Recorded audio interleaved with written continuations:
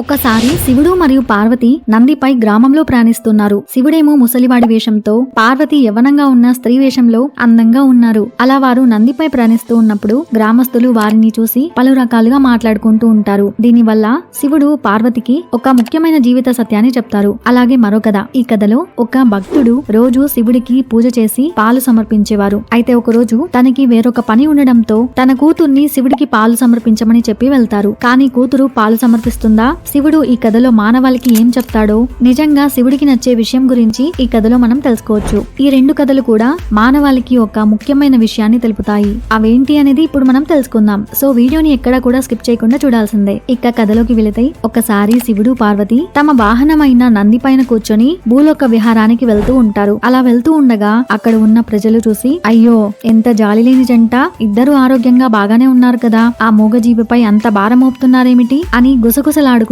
ఉంటారు. ప్రజల మాటలకు శివుడు బాధపడి పార్వతిని నంది మీద కూర్చోమని చెప్పి తాను పక్కన నడుస్తూ ఉంటాడు. అప్పుడు ప్రజలు, చూడండి ఆ యువతి ఎంత స్వార్థపరురాలు, ముసలివాడైన తన భర్తను నడిపిస్తూ తను మాత్రం ఎద్దుపై హాయిగా కూర్చొని వెళ్తుంది అని అంటారు. దాంతో మళ్ళీ శివుడు ఈ మాటలు విని పార్వతిని దిగమని చెప్పి తాను నందిపై కూర్చున్నాడు. అప్పుడు ప్రజలు, ఈ మనిషి ఎంత దుష్టుడు, తాను బలంగా ఉండి తనతో ఉన్న యువతిని నడిపిస్తూ తాను మాత్రం ఎద్దుపై దర్జాగా వెళ్తున్నాడు అని అంటారు. అలా ప్రజల మాటల వల్ల విసిగిపోయిన శివుడు నందితో మాట్లాడుతూ, ఈ ప్రపంచాన్ని ఎవరూ సంతృప్తి పరచలేరు, మనం ఏం చేసినా ఏదో ఒక తప్పు పట్టుకుంటారు అని పార్వతితో చెప్పారు. ఈ విధంగా వారు ఇతరుల మాటల గురించి పట్టించుకోవడం మానేశారు. ఈ కథలోని నీతి ఏమిటంటే, ప్రపంచంలో ఎవరినైనా పూర్తిగా సంతృప్తి పరచడం అసాధ్యం. మనం ఏం చేసినా ఏదో ఒక విమర్శ వస్తుంది. కాబట్టి మనం మనకు నచ్చినట్లుగా నడుచుకోవాలి తప్ప ఇతరులు ఏమనుకుంటారోనని బాధపడకూడదు అని శివుడు నందికి మరియు పార్వతికి చెప్తారు. ఇక మరొక కథ తెలుసుకుందాం. ఒక అందమైన పచ్చని పొలాలతో ఉన్న పల్లెటూరులో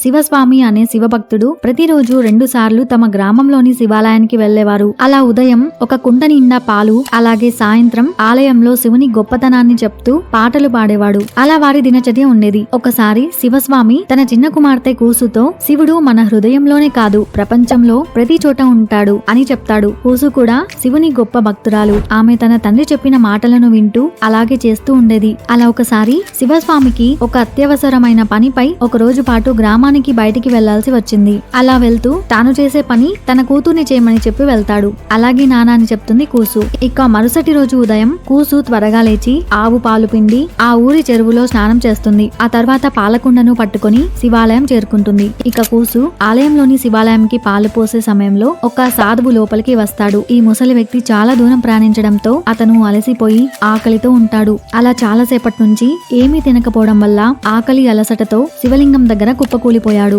అది చూసిన ఆ చిన్నారి, ఓ శివ అని అరిచి నేలపై పడిపోయిన ఆ ముసలి వ్యక్తి దగ్గరికి పరిగెత్తింది. తన తండ్రి చెప్పినట్లుగా ఆ చిన్నారి ప్రతి ఒక్కరిలోనూ శివుడిని చూస్తుంది. కూసు అతని ముఖం మీద కొద్దిగా నీళ్లు చల్లి ఆ సాధువును తేరుకునేలా చేసింది. అప్పుడు ఆ సాధువు కళ్ళు తెరిచి కూసు వైపు చూశాడు. ఆ సాధువుకు మాట్లాడడానికి కూడా శక్తి ఉండదు. దాంతో ఆ చిన్నారి, మీకు ఆకలిగా ఉండి ఉంటుంది శివ అని కంగారు పడుతూ, తాత నా దగ్గర మీకోసం పాలున్నాయి అని చెప్పి ఆ పాలను ఆ ముసలి వ్యక్తికి తాపుతుంది. అలా ఆ రోజు గడుస్తుంది. ఇక గ్రామంకి వెళ్లి తిరిగి ఇంటికి వచ్చిన తన తండ్రి కూసుని, కూసు నువ్వు శివుడికి పాలు ఇచ్చావా అని అడుగుతాడు. హా అవును నాన్న, శివుడు పాలు మొత్తం తాగేశాడు అని చెప్తుంది. అప్పుడు శివస్వామి ఆమె మాటలు నమ్మలేదు. శివుడు పాలు ఎలా తాగుతాడు, నేను ఎలాగైనా నిజం తెలుసుకోవాలి అని అనుకొని మరుసటి రోజు కూడా తన కూతుర్నే పాలు పోయమని చెప్తాడు. ఇక మరుసటి రోజు శివరాత్రి. ఈ రోజు కూడా తన కూతురు అయిన కూసు శివుడికి పాలు తీసుకువెళ్తుంది. అలా ఆమె సంతోషంగా శివాలయానికి వెళ్తూ ఉంటుంది. అలా శివస్వామి కూడా ఆమె వెనుకనే ఆలయం వైపు వెళ్తాడు. ఈ పాలు ఏం చేస్తుందో చూద్దాం